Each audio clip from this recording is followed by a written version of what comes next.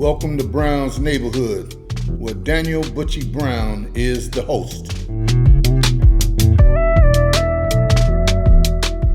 Look back over your life. Is it any other man that was in your life that you learned something from? Yes, the Hispanic gentleman that I spoke about. The Hispanic gentleman that I spoke about who helped my mother when she first got here, dealing with my dad. He took on 4 of us. We never wanted for nothing. The Hispanic man. He made sure we had plenty of food and we had a roof. Well, can I ask a question? Was he seeing your mom? He was definitely seeing her, but I never seen him come out of my mother's bedroom. Wow. I never seen So him he spend had a night, nothing. So he was on another respect level for the children. Real respect. My mother made sure of that. My mother's an Eastern Star, and she's serious about her way she looks, and what she looks like in public, or how she feels about herself, or what she wants to present to the next person, her kids. But this gentleman, and he respected that. Showed you some values of life. Some values. He showed me what it looks like to have a love for a person, for a family. He showed me some things that I wouldn't have gotten to experience if it wasn't for him. I got to see it. And when you can see it, I was a boss. And the only way I'm going to learn it if I see it. You can't just tell me something and I'm, okay? But if I see it and I see that it worked, I use you for example. If I see it work, the program that I work underneath now, you stick with the winners. Right. And the other thing was, I'm going to be honest with you, I was scary. So I was also a follower, but I had to watch who I followed. And so how old were you when you was a follower? I was a follower from day one. From coming from Oklahoma to here, I was scared. So I kept because I had a real country accent, country boy accent. So I learned how to be quiet. I had a nappy hair and I was dark, and that was not in when we was kids. Nappy-headed. Nappy-headed. And dark-skinned with a country accent. Woo-wee. I couldn't win for losing, so I got quiet. And since I learned how to mimic people, and I watch them. Well, okay, that's how you do that. And I just do what they did. Is that right? It's real simple. But I learned that's also, it became a skill. It became a plus in my life. Because in the program that I go to, they talk about sticking with the winners. Find somebody who got what you want and stick with them. Watch them. And it's been working. And it's all right. I understand where I come from. I understand how I got there. I get it. But it's been working. So when did you finally get on drugs? I mean, when I came from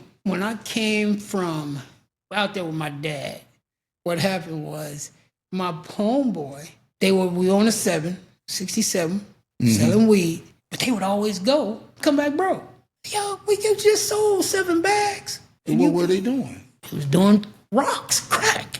And so they asked me one day, hey, man, come with us. They knew I had some money. Come on, you want to go? Ah, man, I ain't going. I don't know what y'all doing. I ain't going. So I went. What decision was that? That was a bad decision. And what happened was they made it look so glamorous. They got the bottle and they shaking and they doing all this and they made it look like it was. Oh my God! And me being a follower that I was, I tried it, didn't feel nothing. I went on back on the 7th, finished doing what I was doing. 2 days later, come on, man, come on. Oh man, come on, man. All right, here I go. And this time, I felt it. The first time, I didn't feel it. The second time I went with him, I felt it. And it went on. What did you feel? I felt because a lot of times, it's hard to describe. This is what I'm saying. Yes. If you smoke PCP, we know how you feel. Right. We don't know personally, right, but we can see how you feel. There's a numb robotics. Yeah, I get it. So now you feel like it's like your head just like zooms, like whoa, like you're seeing stars and the moon and the thing, and you're there. It don't last a few minutes, but it's the euphoria. It's like, wow. What they call the blast. It's the blast. It's the I could never understand it. I knew it was addictive. Ooh. You know, but what did they, What made them want it again? Yeah. It's hard to call that one because back then we used it as a sex enhancer. It always coincided. Wait a minute. Didn't do one without the other. And so wait a minute. So we kind of worked. Hold on. I'm listening. When you smoke it, it brung a sexual desire. Right. You mean cocaine? Yes. Brung. At least your mind told you that. Okay. Your mind told you that because of the excitement. And you learned because there you learn from people, and it just kind of because of the value of it, men learned that they can use that to get sex, and it kind of morphed over into that whole thing. The value of the drug. We're not just giving this away. Right. And the women, they use it as a tool. This get the women. They ain't got no money. They got what we want, but so we trade. And it just morphs over into other mindsets. I'm gonna give you some of this, and you give me some of that. And that's how you start living. That's what the whole thing had become. One without the other. You gotta have them both. It's in our mind. Except there was a lot of time when you just wanted to be high by yourself or whatever. But who that would was just want to be high by themselves? Oh, it gets to that point. You get so lonely in that game, man. You be so lost. Not lost. That's the wrong word. You be so distanced. You do distance from the world, from reality. You see it every day when we go out outside these rooms. And now you can't go to work. You don't even know how it feels to go to work. So now you got addicted. Now you're stuck. That's what did you do to keep the high? To go to jail? Oh man, I've done everything to go to jail. Unfortunately, the fun part about that was I would go to jail for short stints for stealing. I was a good thief. I knew how to steal your radio out your car. I knew how to catch you slipping. I just was a mischievous thief. If you go to the bathroom, that thing is out of here. That's you in it's gone. Bye. So they gonna know you got it because you go. Because that's part of the deal. Catch me when you can. Wow. So we'll deal with that when the time comes. But this overrides all that. Wow. I done been left for I done been whooped on. I done been shot, stabbed. Wait a minute, man. What? So is this before you went to prison? This is all doing from the 626, all in between. We want to get to where you went the first time. The first time I went to prison, had you been beat down yet? Oh yeah, I'm sure I have. Oh yeah. Little as you is, they beating you down. But I wasn't bad. I was a respectful thief because you could never say you couldn't. They couldn't say that Don did it. They couldn't say it. They know but they knew he did it. No. It's a big chance he didn't do it because he only stole from certain groups of people. He had some morals and some values about himself that he learned from his mentor. He had some morals and values. I would never steal from my own people. Is that right? Unless it was an accident. If you, like one time a guy was, it was Boys Market where Ralph says. And I broke in somebody's car. And somebody said they saw me do it. And I did do it. But I didn't know whose car it was. It was in the parking lot. And when they found out it was me, it was like, they just said, man, where'd you sell the radio at? They wanted it back. Yeah, and I was like, I sold it to such and such. Because they knew that I didn't know whose car that was, as I wouldn't have never did it. Right. They knew my reputation. I had that solid reputation that I wasn't that. So you've been shot before? Oh, yeah. These niggas, Steve. I had a partner, my homeboy. No. So wait a minute. Don't go so fast. Now, what caused you to go to jail the first time? Petty theft and a prior. Back then, petty theft and a prior turned into a felony. When they caught you, what were you doing? I think I stole a radio. Just a little old radio? Out of a car, yeah. They caught you in the car? I think so. I've been so many jails so many times, I can't even remember the exact incident. But that was the first time. Yes. And where did you go? I went to Mule Creek State Prison. First, I went to the county jail, stayed there because I was on probation, 3 years joint suspension. They gave me the 3 years. Why did you get on probation? Probation, probably for the same reason. Stealing? Stealing. So you was a stealing cat. Yeah, I stole. Yeah, I stole because I had an addiction that had to be fed. I had to feed it. My addiction, my hustle, my character didn't let me go without drugs. Every day? All day. I committed at least 7 crimes a day. Woo-wee. At least 7 petty something, stealing something a day. And going to that dope man. Going straight to the dope.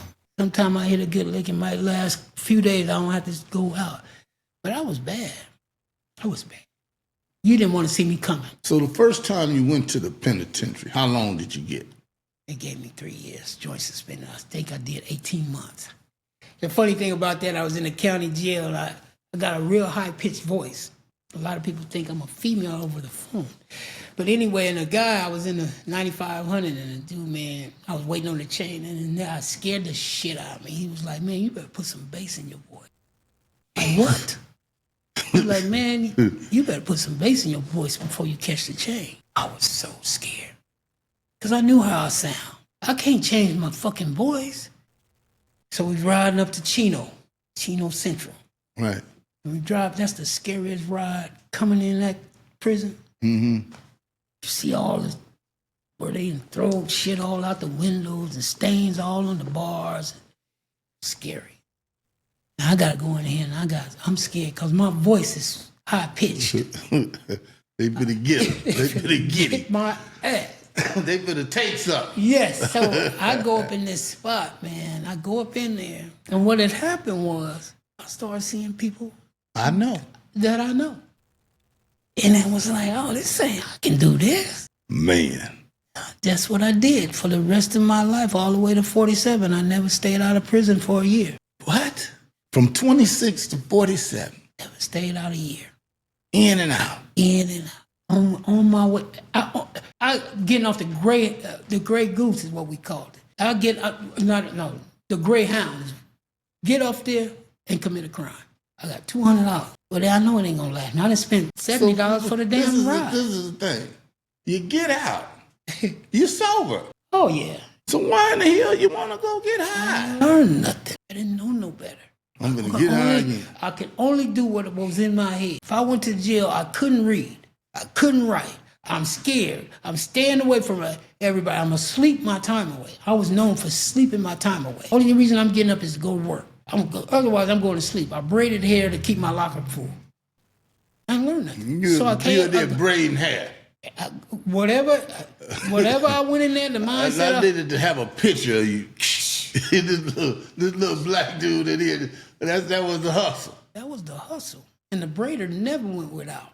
That braider never. How did you learn to braid? My sister, she braided hair when we was kids. She still got some of the same customers to this day. My sister taught me how to braid. Rich braid. You never thought you'd use that skill, did you? But it panned out. So when you would get caught, you go to jail. It really wasn't nothing. It was nothing. It was nothing. I get in the backseat of the police car, go to sleep. He wake me up when I get there. I'm sleepy because I'm tired. I know I'm finna go rest. Get my fingerprints. He gonna be like, when? And look here, I'm finna go get some rest. They gonna feed me. I got rescued once again. They gonna feed me. They gonna take care of me. I get to go see the doctor. All that. Everything, and then I'm gonna be well again. But I'm gonna try it with all my might to not get high when I get out this time. That's what you would say. That's what I would say. So I would use. That's why I really. So this is the question: what would make you get high? What would make you go back to? You don't have to have a reason. It's just this is what I do. Or I don't know how to control this. This is beyond me. Because most people when they go to they getting off for drugs and then they say this made me relapse. Yeah, that's I learned that you was gonna get high anyway. It was just a matter of time for me.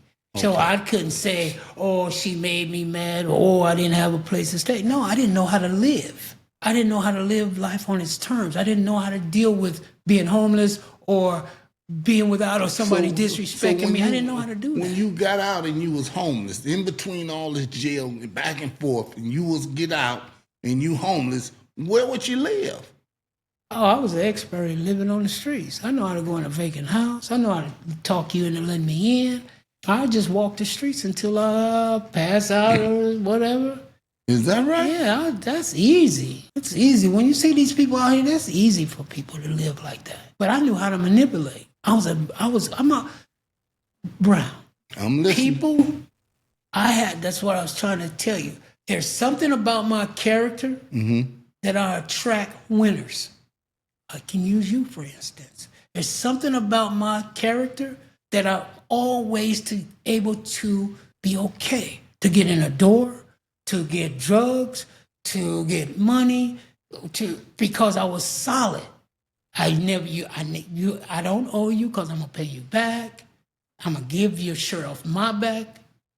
So I was solid, and people could see I learned the eyes are the window to the soul, and people can see I was solid, and they was like, okay, he's solid. Okay, so now through all them years, when did you learn? You start thinking about I need to learn how to read.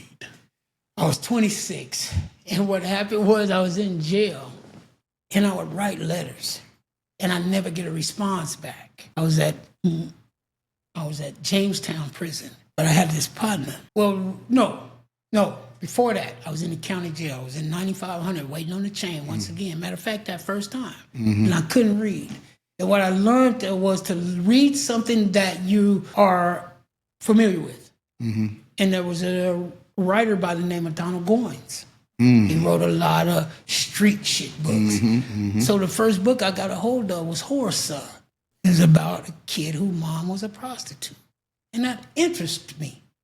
And so what I did was I got that book.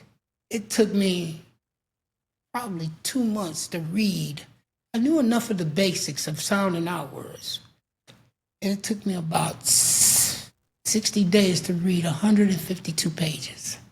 And I finished it. Well, 152 pages in 6 days? 60. Oh, 60 days. Oh, I was going to say. Oh, those 60 It's 60 days. And people got to realize you in jail, so you got all the time in the world to read. So. Right. So I sat there and I got through that first book. And I learned that I can learn. I learned that I can do something. That's what I learned from that. I learned that I can learn. When the guy told me, read something that you're familiar with. And once I learned how to read, the whole world opened up to me. It changed. Now I'm reading. Bag of milk cartons and everything. So do you believe there's a level of addictiveness? You know what I'm saying? Some people, when they get addicted on something, some go to I'm taking it to the extreme. End. Yes. I got lucky and I always had a will to quit. I got lucky for that. That was a blessing. And when did that happen? It had to happen at least when I was maybe 28. I had a will to want to stop. I just didn't know how. So the last time you went to prison, how old were you? 47. What changed at that time that you said, I don't want to go back? I had been not wanting to go back from the age of 32 all the way up to 47. But remind you, I never stayed out over a year since the age of 26 all the way to 47. So before a year was out, you was back? I was back. Get out again before a whole year is out, I was back. I was back. I'm state raised. I'm basically state raised. I learned how to survive in prison. Braided hair. I learned my job. I was always the lead man in the kitchen. That's where I learned I was a boss. I was the littlest guy there. I had killers. I ran crews of killers. Well, let me ask you something. You never said it. Were you ever in a gang? Yes. I was a follower. And I only got in. And how old was it when you... 16. You was introduced? To that. life. 14, 13, yeah.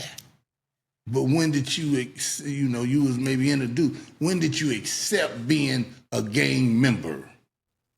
16. 16. No more school. No more school. And you gonna claim a gang. Yes. And how long did that happen? That happened all the way up till 36, 7. So about 20 years. Yes. Of claiming a gang. And what made you stop claiming? Or are you still claiming today? No. What made me stop claiming was Christianity. I couldn't do both things. I couldn't straddle the fence. People are going to see that. Mm-hmm. You ain't finna play that game. You're going to either be one or the other. And because of Christianity, I was able to sustain a peaceful life. Mm-hmm. Even through all the prison. Once I accepted. So when you was in the system in the prison, where you hung out with what gang you was from? Well, yeah. Well, what happened was I hung out because everybody clicking. Mm-hmm. I hung out with them, but it came a time when I was like, my homeboy happened to be a shot caller.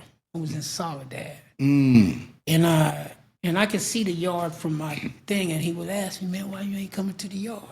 We want you out here on the yard." Scariest thing I could ever have done in my life. I said, "Man, I'm not cool with. I can't. I'm done. I'm not coming to the yard. I'm not." Why would they want you on the yard? Well, it's just a thing. It's a thing. Everybody get deep out on the yard. Yeah, we could come out in the yard, hang out, eat together, spread together, chop it up, domino, whatever y'all do. Mm-hmm. We gonna show some unity. Mm-hmm. Mm-hmm. And you ain't coming to the yard. But if something go down and you need us, we supposed to be there for you? Mm. And you don't come and show your thing? Okay. So when I decided that, I was like, I can't do this. First of all, I ain't even a killer. I'm scared. So I know it's gonna show through now. I had one of my cellies like, "Man, you ain't even a killer, nigga." And I was like, "Damn, is it that obvious?" We laughed about it. But it was that obvious for all those years. They gave me a pass because I knew how to fake the phone. So did you ever carry one of them, Of course. You carried some steel with you? Oh, inside? No, not inside. On the street. Of course. You did? I didn't carry it, but I always had access to it. Oh, well, I'm talking about carrying. No, I ain't carrying shit. That was what happened. Because what we learned was if you pull it, you're going to use it. Exactly. That's so I knew that to be me. So not having it kept me from pulling it. Right. Because if I pulled it, I was going to do it. Because for the code and because I'm scared. Right. And I ain't finna look like no coward. And I got it on me. And I'm going to get slapped or socked. It ain't going to do nothing. Come on, man. That ain't going to add up. Yeah. So now you 47. You finna get out of the penitentiary. Once again. What was Don thinking about doing with his life? Right now, I got a son. Right now, I got a son. I'm tired. I got to figure this thing out. And I said, so I was really into the church. And I went to Grace Community Church out in the valley, predominantly white. So how did you get out in the valley? My baby's mama moved out there. Moved out there years ago. Wow. And when every time I got out of prison, she always opened the door for me. Is that right? Every time. You get out and she'd open the door. Open the door for you. Yeah. And you this mean time, she ain't had no man? She did. Nothing? That's funny you say that. Because she had a dude. And she let me in. And what the dude say? She had told him, my kid's dad is coming home and he coming here. And what? My baby mama, she self-sustained. She didn't need a man. And she wasn't calling no shots. She respected the dude and everything. But me and her was friends since the age of 16. She was my cheerleader. She was the only person that believed in me. She was the only person that believed I was going to get it one day. What? And she would let me in. And this particular dude, I almost called his name, and his partner, he said, man, that nigga still, screwing her. Who's still screwing? I was still screwing my baby's mama. That's what his homeboys told him. Okay. And he was cool because he lived in L.A. and she was in the Valley. And I was living in the house. So what happened? So he had to see for himself. And how could he see that? Well, what happened was, you know how you can read a man? Or you can read somebody's guts? Or you can just be around enough to know, or he know. I don't know how the man, but I never did school. We wasn't on that page, me and her. So you wasn't hitting her? No. Didn't even think about it. So did he figure that out? He figured it out. And me and him became partners. That's a hard thing, though. You living in the house with the woman. You gotta stay solid. You gotta stay solid. When people see that you solid, they see it. Right. And we wasn't high in our friendship, and she wasn't gonna let it be hidden. We was partners. Me and her grew up from little kids. We did a lot of crazy shit together. We had a son together. We was partners. Me and her was crimies. But after she told me, you'll never get no more of this. That was over. That was over. That was over way early in the game. Yeah. And we became friends, and we were able to turn the page, and it never was about that no more. So now you out, though. I'm out. What is Don gonna do? What am I gonna do different this time? Yeah. That was the name of the game. So when I was locked up, I said to myself, if I get a letter to this damn church and I get a response, I'm gonna stay sober. And you were going to start going to church. Got the letter to the church and I got a response, and I was gonna stay sober. But what did you do to make a living? What I did was the church came alongside me. I had a mentor. I had a white boy that looked at like the police. And he took me in. And he housed me. He had a lot of property. Is that right? and the cool thing about this brother was we would go to church. He give me an apartment. He would pick me up to go to work. He owned a lot of gyms. Wow. And he picked me up. He put a lot of energy into me. He did? Yeah, he put a lot of energy in me. He loved the underdog. And you was the underdog. And I was the underdog. And he put a lot of time and energy in. And I picked up. Now ain't that something? And he mentored me. That's a blessing. Yes. That was the We're something. talking about a white man. White. Dealing with a little black young man. You can hardly tell me about, I have a big problem with people talking about white people. Because no black people came to my aid in prison all my life. My family, nobody. And this man helped you. I never there's a few of them out there that will do it now. Well, the thing about it is that it was different, and that's just the way he was. So he taught you some things. He taught me some things, and he gave me chances. Man, I was going to his Malibu homes. He gave me the keys. He gave me jobs. This man had it going on. He was killing it, and he would give me, he would, like if somebody moved out of one of his apartments, he'd go, here's some money, go get some paint or whatever, put it back together. Mm-hmm. And he said, he knew I didn't have the skills to do it. But he knew I knew enough basics. Mm-hmm. And I'd go out and I'd be in there for days, and it'd only take. And he met you through the church. He met me through the church. Wow. Was he really connected to the church? Really connected. It was his ministry. He would go to Belize a lot. And he'd take his whole family to Belize, and he'd build and clean and do whatever he did over there. Come back. He loved the underdog. And pure white boy. And he told me. Did he have any mixture? He didn't have any mixture? Nothing. He didn't? Zero. And the cool thing about him, because I would go to you go to your Bible study class. Mm-hmm. It was all white, and they were all the older crew. And he told me one day, he said, they need you. Talking about the rest of them white people. They need you. They need to see that black is okay. Because he knew how prejudiced they were. Wow. He knew it. And he would tell me, he said, they need you. And because a lot of them dropped. As soon as because I'll be honest with you, I'm going to say this and don't get offended. I don't believe in the Bible anymore.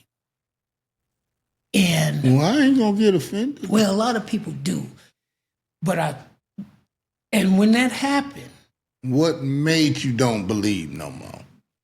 Because because of Islam, I studied Islam at one point when I learned how to read. Mm-hmm. And what I did, and I learned how to read and I learned how to study. Mm-hmm. And I learned a lot of different things, and I learned a lot. So, And the Christianity had inconsistencies in it. So And let then me- there's some so- things, this is the most important thing, real quick. I never could stay sober on Christianity. I never could. what about the Quran?